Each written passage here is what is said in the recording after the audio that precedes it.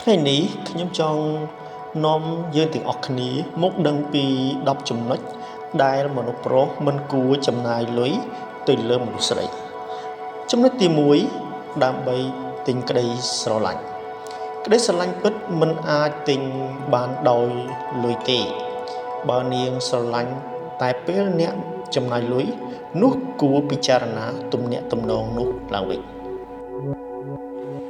ចំណុចទី2ចំណាយលើសលទ្ធភាពខ្លួនឯងខ្ចីលុយឬជំពាក់បំណុលដើម្បីផ្គប់ចិត្តនាងកុំបំផ្លាញស្ថានភាពហិរញ្ញវត្ថុរបស់ខ្លួនដើម្បីបង្ហាញស្នេហាចំណុចទី3តាមគ្រប់ការទាមទារដែលមិនសមហេតុផលទូរស័ព្ទថ្មីរាល់ពេលចេញ model ថ្មីកាបូបឬគ្រឿងអលង្ការថ្លៃៗដោយគ្មានភាពចាំបាច់ទី4មនុស្សដែលមិនឲ្យតម្លៃអ្នកទទួលតែអំណោយតែមិនដែលខ្វល់ពីអារម្មណ៍ឬការលំបាករបស់អ្នកទី5ដើម្បីប្រជែងជាមួយអ្នកដទៃកុំចំណាយលុយគ្រាន់តែចង់បង្ហាញថាអ្នកល្អជាងសង្សារគេផ្សេងចំពោះចំណុចទី6ការសងជំនួសទំនួលខុសត្រូវរបស់នាងជាប្រចាំ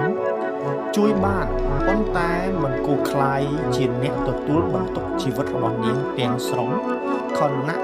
មិនទាន់មានការបដិញ្ញាចិត្តច្បាស់លាស់សម្រាប់ចំណុចទី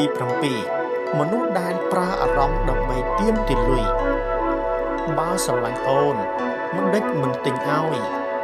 បើមិនឲ្យលុយអូនដឹងហើយថាបងមិនស្រឡាញ់អូននេះជាសញ្ញានៃការប្រើអារម្មណ៍ដើម្បីគ្រប់គ្រងទី8ចំណាយដើម្បីលាក់កំហុសរបស់ខ្លួន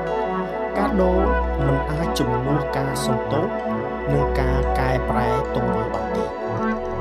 ចំពោះចំណុចទី9ចំណាយដោយគ្មានការគ្រោងចំណាយអស់ប្រាក់ខែទាំងមូលក្នុងមួយថ្ងៃដើម្បីធ្វើឲ្យនាងសប្បាយចិត្តមួយថ្ងៃសម្រាប់ចំណុចទី10មនុស្សដែលនៅជាមួយអ្នកតែពេលមានលុយបាត់ខ្លួនពេលអ្នកជួបបញ្ហាហិរញ្ញវត្ថុត្រឡប់មកវិញពេលអ្នកមានលុយឬអំណោយ